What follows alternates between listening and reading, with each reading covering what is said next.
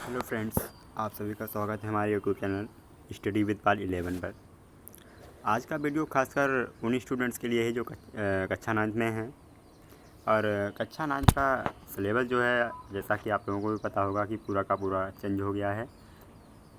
आज के हम 9th के इंग्लिश की बात करें तो इंग्लिश का 9th का एक चैप्टर लाए हैं, द फन दे हैड।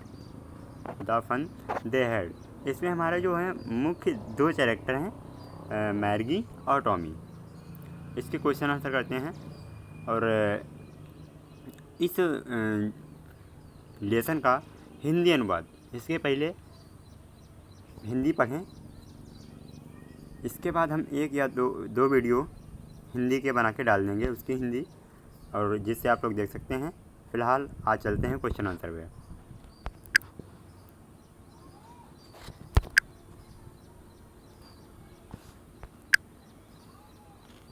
ये रहे हमारे क्वेश्चन आंसर। तो पहला क्वेश्चन ये कह रहा है कि how old are Margie and Tommy. How old are Margie and Tommy. पहला क्वेश्चन कह रहा है कि मैर्गी और टॉमी, ये रहा, मैर्गी और टॉमी कितने साल के थे। मैर्गी और टॉमी थे, वो कितने साल के थे। आइए इसका आंसर देखते हैं।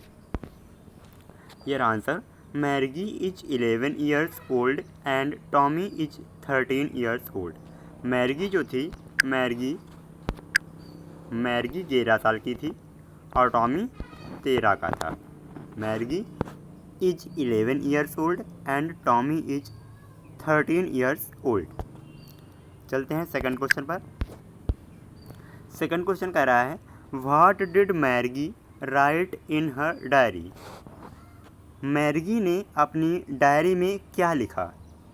मैर्गी ने अपनी डायरी में क्या लिखा है। पढ़ते हैं क्वेश्चन। देखो मैर्गी ने क्या लिखा था। जो आगे हम इस क्वेश्चन में ये दिया गया है कि आगे जो स्कूल हैं वो कैसे होंगे, आगे पढ़ाई क्या होगी, आगे स्कूल नहीं होंगे, जो पढ़ाई होगी पूरी स्कूल घर ही पर होगी। तो यही सब बताया गया है। तो टॉमी ने एक बुक पाई थी जिसमें पीछे के स्कूल के, जो आज के स्कूल हैं, उनका दिया गया था, स्कूल के बारे में दिया गया था। तो उसी के बारे में मैर्गी ने लिखा था एक अपनी डायरी पर। मैर्गी ने क्या लिखा था, ये रहा हमारा answer. Margie wrote about the book whom found Tommy. Margie ने किताब के बारे में लिखा था जो टॉमी ने पाई थी। मैर्गी ने क्या लिखा था, मैर्गी ने किताब के बारे में लिखा था जो टॉमी ने पाई थी। किसने पाई थी, टॉमी। टॉमी ने पाई थी क्या, बुक। टॉमी ने पाई थी बुक, ठीक। उसी के बारे में मैर्गी ने लिखा था। टॉमी ने पाई थी बुक, उसी के बारे में मैर्गी ने लिखा था अपनी डायरी में। तो मैर्गी wrote about the book whom found Tommy. चलते हैं अगले क्वेश्चन पर। तीसरा क्वेश्चन हमारा ये कह रहा है, had Margie ever seen a book before. क्या मैर्गी ने पहले कभी किताब देखी थी। क्या मैर्गी ने पहले कभी किताब देखी थी। तीसरा क्वेश्चन ये रहा हमारा कि हैड मैर्गी ईवर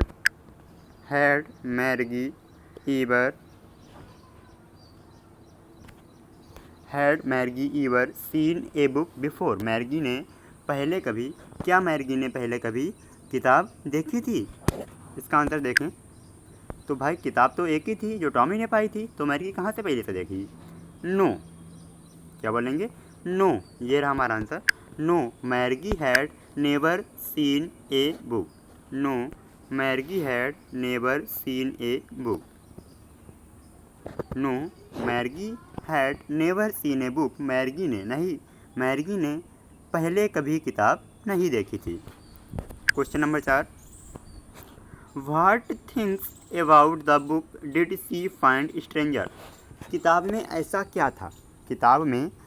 क्या था जो मैर्गी को अजीब लगा, कुछ ख़तरनाक लगा, ठीक। तो इसका आंसर देखते हैं। ये रहा हमारा answer, Margie found it's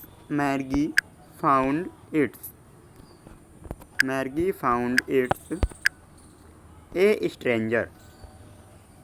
मैर्गी found it's a stranger that कि मैर्गी ने इसमें खतरनाक पाया कि the word on printed on a stood steed instead of moving the way they did on a screen. मतलब जो वर्ड्स थे वो स्क्रीन पर लगातार घूमते थे, लेकिन किताब में ऐसा कुछ नहीं था। फिर दूसरा है सी आल्सो फाउंड इट, उसने यह भी पाया एट दैट कि the words on a page remained the same as the first time they were read. इसमें यह बताया गया है कि जो वर्ड्स थे कंप्यूटर पर तो लगातार घूम रहे थे, लेकिन किताब में लगातार नहीं घूम रहे थे। और जो हम किताब में वर्ड्स देखते हैं उन्हें कई बार पढ़ सकते हैं, लेकिन कंप्यूटर पर तो वो नहीं पढ़ सकती थी।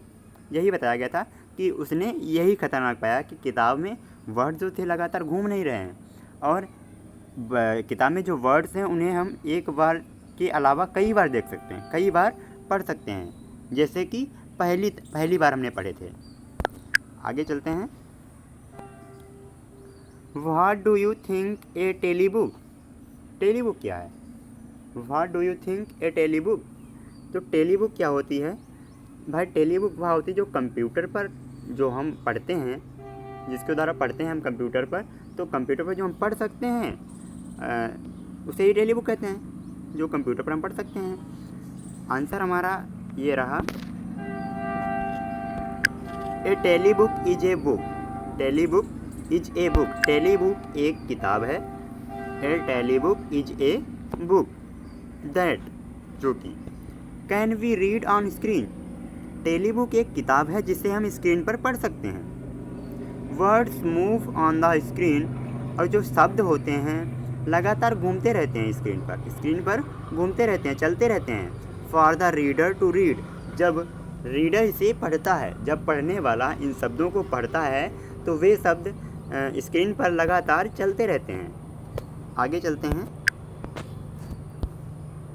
Where was Margie's school? Margie का स्कूल कहाँ था? Did she have any classmate? क्या उसका कोई सहपाठी था? तो हम पीछे पढ़ चुके हैं कि मैर्गी का कोई भी सहपाठी नहीं था, और जो इस क्लासरूम हुआ करते थे वे अपने इस घर में ही हुआ करते थे। तो इसका आंसर देखें, Margie's school was in her home itself. Margie का स्कूल उसके स्वयं के घर पर, right next to her bedroom, उसके बेडरूम के दाईं ओर अगला, मतलब उसके बेडरूम के पड़ोसी में दाईं ओर। मैर्गी का स्कूल उसके स्वयं के घर पर उसके बेडरूम के दाईं ओर था। नो नहीं। She did not have any classmate, उसका कोई भी सहपाठी नहीं था। लास्ट क्वेश्चन है, what subjects did Margie and Tommy learn? वे सब्जेक्ट क्या थे जो टॉमी और मैर्गी पढ़ते थे? टॉमी और मैर्गी कौन कौन सब्जेक्ट पढ़ते थे बोल सकते हैं? तो इसका आंसर यह था, देखो, एक तो जियोग्राफी था, जो मैकेनिकल टीचर जिसका टेस्ट लिया करता था। जियोग्राफी के अलावा हिस्ट्री भी था और मैथ भी था। ठीक, तो इसका आंसर ये रहा हमारा, Margie and Tommy learned geography, history and arithmetic. Margie and Tommy learned geography, history and arithmetic.